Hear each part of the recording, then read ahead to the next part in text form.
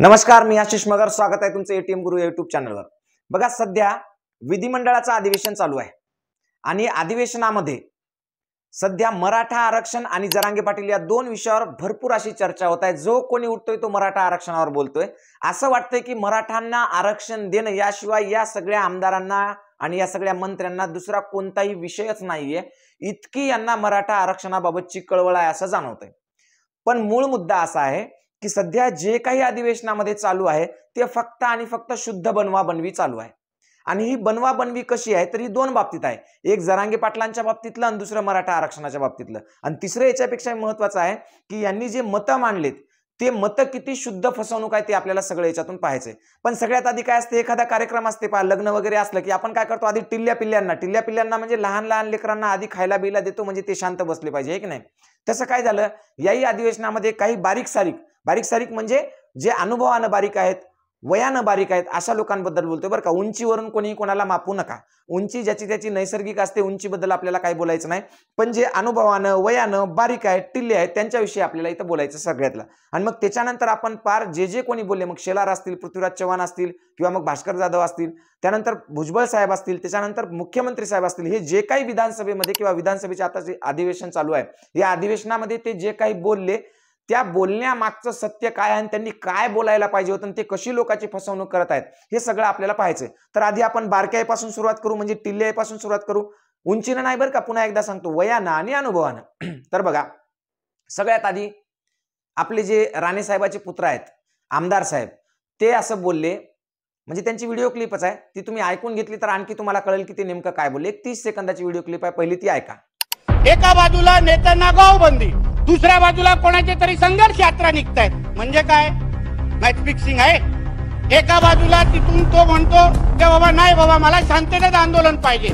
मग हे लफडी कोण करतायत, दगडी कोण मारतायत, तो काय असा काय कायद्यात तत्व नाहीये. एक व्यक्ती म्हणजे मराठा समाज नाही, त्याच्यासाठी एवढं काय ते एवढं डोकं फोडण्याची गरज नाही. तारखा आता 24 देणार, आता 1 जण काय चाललंय अध्यक्ष महोदय. सरसकट कुणबी पत्र, जात प्रमाणपत्र देणं याचा आम्हाला पाठिंबा नाही. फक्त आमच्या देवेंद्रजींना टार्गेट करायचं, साड्या लावायचे, काय सगळे टीका करायची. तो स्वतःहून बोलतोय तर त्याच्या हातात कोणी. बघा काय म्हणले ते, की ते जरांगेनं काय मराठ्यांची खोती घेतली काय, तो म्हणजे मराठ्यांचा नेता आहे का, तो एकटाच काय मराठ्यांचा, आम्हाला कुणबीतून सरसकट प्रमाणपत्र पाहिजेच नाही वगैरे वगैरे सगळं बोलले. आता यांच्यावर आपण लय काही बोलायचं नाही. लय जास्त कशामुळे बोलायचं नाही, कारण यांचा प्रवास सगळ्याला माहित आहे, यांना कोणी सिरियस घेत नाही. बरेच लोक त्यांना काही म्हणतात, पण आपण तसलं काही म्हणायचं नाही. ते संविधानिक पदावर आहेत, ते आमदार आहेत. आमदार म्हणून आपण संविधानाचा जर आदर करत असेल तर आपण आमदार म्हणून त्यांचा आदर केला पाहिजे. बाकी जे लोक त्यांना कोंबडी चोर, टिल्ल्या, दीडपुट्या जे काय म्हणतील, मी त्या सगळ्यांचा जाहीर निषेध करतो. त्यांना बिलकुल असं म्हणू नये, त्यांच्या उंचीवर कोणीही जाऊ नये.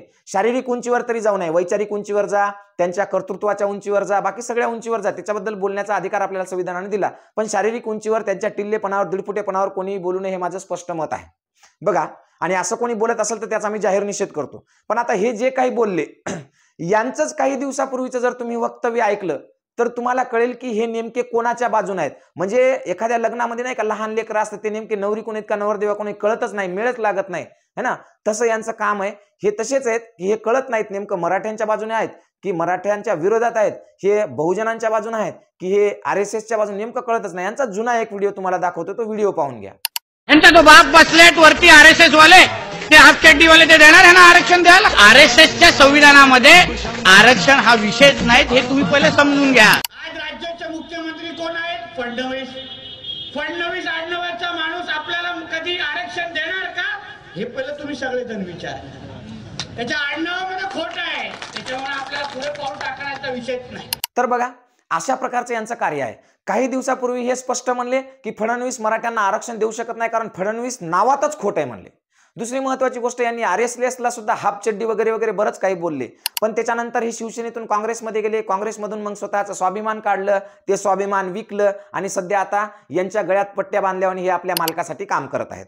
अगदी स्पष्ट आहे, जर हे यांच्या मालकाचं गळ्यात पट्टा बांधल्यावर काम करत नसते तर कदाचित यांच्या स्टेटमेंटमध्ये इतका फरक पडला नसता, यांच्या आयडिओलॉजीमध्ये, यांच्या विचारामध्ये एवढा फरक पडला नसता. आणि मूळ मुद्दा असा आहे की यांना दुसरं तिसरं काहीच करायचं नाही. मालकाने जेवढे बिस्किट फेकले तेवढे बिस्किट उचलायचे, खायचे आणि तेवढं भुंकायचं, एवढं यांचं काम आहे. आणि हे सगळ्या जनतेला माहित आहे, त्याच्यामुळे आपण त्याच्यावर जास्त बोलणार नाहीत.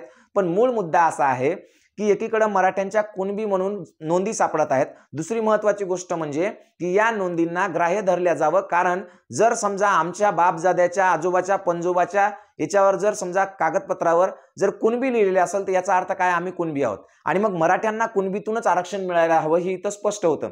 पण सध्या विधिमंडळामध्ये म्हणजे सध्या संसदेच्या आपलं विधिमंडळाच्या अधिवेशनामध्ये जे काही सुरू आहे ते काय सुरू आहे ते पहा. पहिली गोष्ट तर सर्व पक्षांचे सर्व नेते जे काही बोलत आहेत त्याच्यामध्ये एक सुसूत्रता आहे. कशी सुसूत्रता आहे बघा. सगळ्यात आधी बीडचे आमदार सोळंके साहेब बोलले. सोळंके साहेब काय म्हणले की मराठ्यांच्या एका एका गावात 200-200 300-300 लेकरं आहेत म्हणले ज्यांचे लग्न होईना झालेत, हे की नाही. मराठ्यांची परिस्थिती अत्यंत दयनीय अत्यंत गरिबीची आहे, ढमकाय सगळं बोलले ते. पण मूळ मुद्दा काय होता की तुम्ही त्या 200-300 पोराच्या लग्नाचा आणि आरक्षणाचा संबंध जोडू शकता का? जोडू शकत नाहीत. तुम्ही ते गरीब आहेत किंवा त्यांना उत्पन्नाची साधनं नाहीत म्हणून तुम्ही मराठ्यांचा आरक्षणाशी संबंध जोडू शकता का? जोडू शकत नाहीत, कारण राज्यघटनेमध्ये स्पष्ट लिहिलेलं आहे की आरक्षण हे आर्थिक गोष्टीसाठी नाहीये.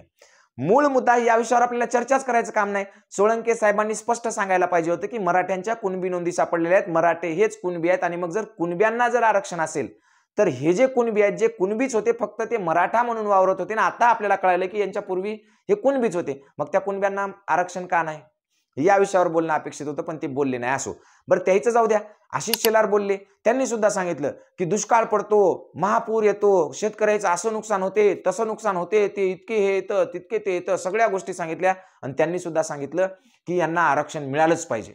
आम्हाला वाटलं खरंच आहे सत्ताधारी पक्षातले माणसं आहेत, आरक्षण मिळालंच पाहिजे, पण त्यांनी सुद्धा सांगितलं की ते कोणाच्या ताटातलं नको.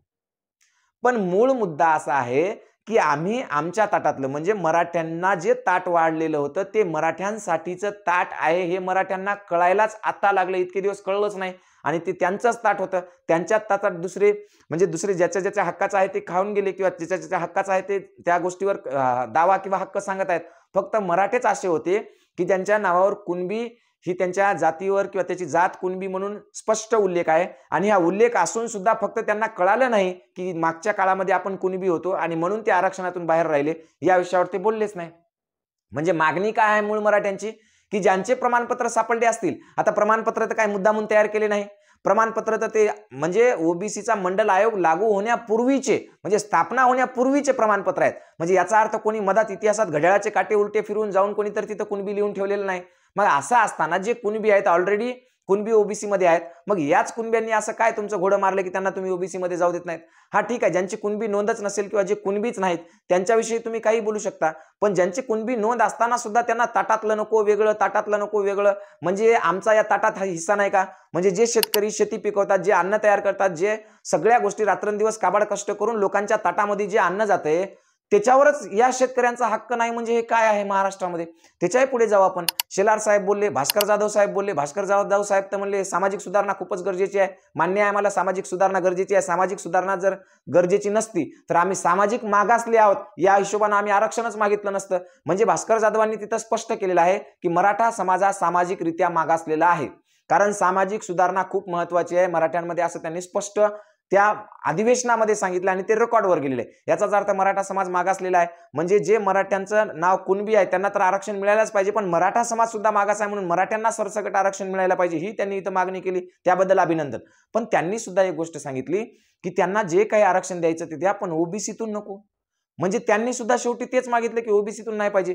ओबीसीतून न देण्यामागे नेमका काय उद्देश आहे तो जर कळाला तर हे खूप चांगलं होईल. मुळात ओबीसी मध्ये जे काही भाग आहेत किंवा जे काही वेगवेगळे कॅटेगरीज आहेत त्याच्यामध्ये विजय एनटी आहे, याच्यामध्ये तर आपण जाणारच नाहीत. राहिला उरलेला ओबीसी, तर उरलेल्या ओबीसी मध्ये ऑलरेडी कुणबी समाज आहे आणि आम्ही कुणबी म्हणूनच आरक्षण मागत आहोत.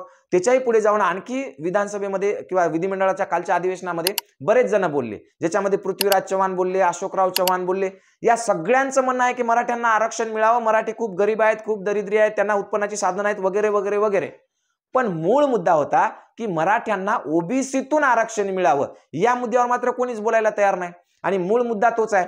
फक्त एकनाथ शिंदे साहेब उठले आणि त्यांनी एका प्रश्नाचं उत्तर देताना असं स्पष्ट सांगितलं की ते म्हणले की आम्ही जरांगे पाटलांना उपोषण सोडवताना स्पष्टपणे लिखित असं दिलेलं आहे की मराठ्यांना कुणबी म्हणून सरसगट प्रमाणपत्र देण्यात येईल आणि त्यांचा ओबीसी मध्ये समावेश करण्यात येईल. म्हणजे आता जे काही त्यांच्यावर आरोप होत आहेत जरांगे पाटलांवर की हे सरकारला धमक्या देत आहेत किंवा सरकारला अल्टिमेटम देत आहेत किंवा हे गुंडशाही करत आहेत, झुंडशाही करत आहेत, जबरदस्ती करत आहेत, सरकारवर दबाव आणत आहेत, ह्या सगळ्या गोष्टी फोल आहेत, चुकीच्या आहेत. म्हणून आतापर्यंत ज्यांनी हे आरोप केले त्यांनी नाक घासून पाया पडलं पाहिजे, नाक घासून माफी मागितली पाहिजे. कारण त्या दलिंदर लोकांनी आतापर्यंत जे आरोप केले होते ते मुख्यमंत्री एकनाथ शिंदे साहेबांनी स्पष्टपणे तिथे जाऊन सांगितलं की आम्ही अशा प्रकारचं आश्वासन दिलं, तेही लेखी दिलं, आणि म्हणून मग त्यांनी उपोषण मागे घेतले.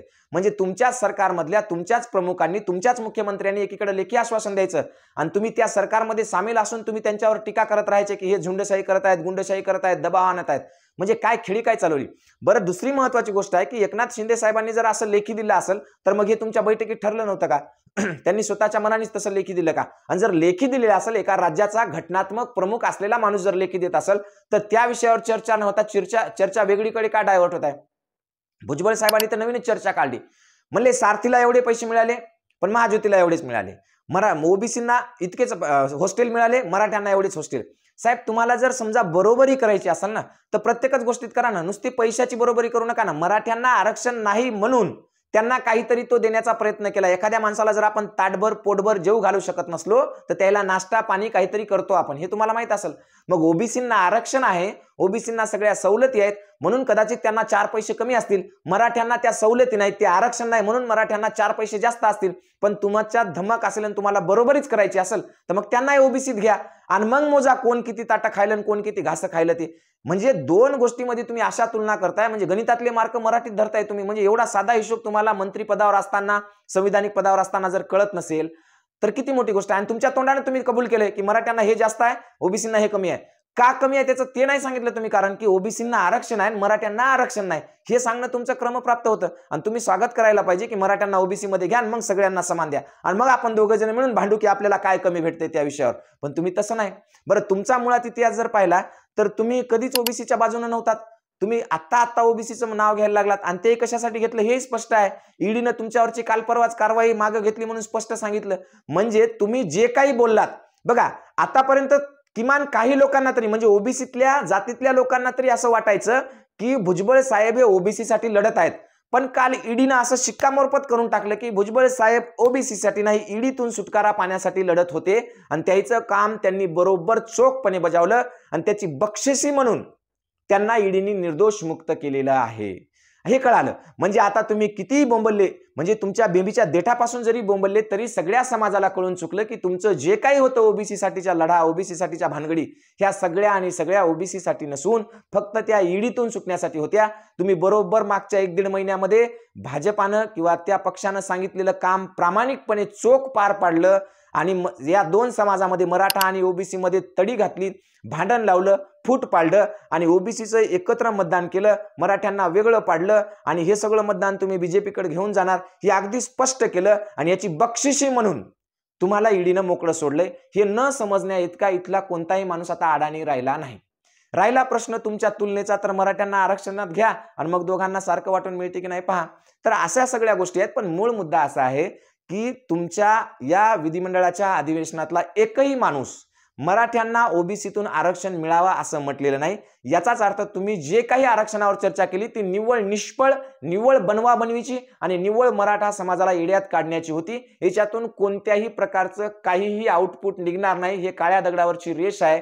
जर तुमच्या धमक असेल तर शिंदे साहेबांनी ज्याप्रमाणे म्हटलं त्याप्रमाणे त्याच्यावर बोला आणि त्याचप्रमाणे कार्यवाही करा. आणि शिंदे साहेबही जे काही बोलले ते बोलले याचा अर्थ ते आरक्षण देणार असं मुळीच नाही. बघा, भुजबळ साहेबांनी ओबीसीला एकत्र केलं, बीजेपीकडे घेऊन गेले. पडळकर साहेबांनी धनगरांना एकत्र केलं, बीजेपीकडे घेऊन गेले. टीपी मुंडे साहेबांनी वंजाऱ्यांविषयी बोललं, ते वंजाऱ्यांना बीजेपीकडे घेऊन गेले. आणि शिंदे साहेबही तेच काम करत आहेत. ते मराठ्यांविषयी बोलत आहेत. त्यांना माहित आहे की मी किती खरं सांगितलं, मी काही म्हटलं तरी मराठ्यांना आरक्षण मिळत नाही. पण माझ्या बोलण्यामुळे मराठा समाज सगळा शिंदे साहेबांबद्दल सहानुभूती निर्माण होईल. शिंदे साहेब आपल्याबद्दल बोलले म्हणून ऐन निवडणुकीच्या वेळेस ते शिंदे साहेबाच्या पाठीशी राहतील आणि उरला सुरला मराठा समाज सुद्धा शेवटी तिथंच जाणार आहे. म्हणजे तुम्ही कसंही जा, कुठेही जा, कोणाकडे जा, सगळं शेवटी एकाच ताटात जाणार आहे, ते म्हणजे बीजेपीच्या ताटात जाणार आहे. आणि तिथून पुढे पुन्हा 5 वर्ष आपल्याला असंच भीक मागायची वेळ राहणार आहे. ओबीसी असो का मराठा असो का कोणी असो, सर्वसामान्य लोकांना भीक मागण्याशिवाय, आपल्या हक्काची भीक मागण्याशिवाय दुसरा कोणताही इलाज असणार नाही. हेच या निष्फळ आणि वायफळ चर्चांमधून 2 दिवसात स्पष्ट झालेलं आहे. जरी असं नसेल तर अजूनही वेळ गेलेली नाही. विधानसभेमध्ये किंवा विधानसभेच्या विधिमंडळाच्या अधिवेशनामध्ये प्रॉपर चर्चा व्हावी आणि मूळ मुद्द्यांवर चर्चा व्हावी आणि मराठा समाजाचा आरक्षणाचा प्रश्न मार्गी लावा. तोही ओबीसीतूनच लागावा, या पद्धतीने प्रयत्न करावे आणि त्यांनी आपले खरे शब्द खरे करून दाखवावे, एवढं सुचवितो आणि थांबतो. माझे चॅनल आवडलं असेल आणि तुम्हाला वारंवार अशी माहिती पुन्हा जर ऐकायची असेल माझ्याकडून, तर प्रत्येकाला विनंती आहे की प्रत्येकाने चॅनलला सबस्क्राईब करा. एवढं बोलतो आणि थांबतो. जय हिंद, जय महाराष्ट्र.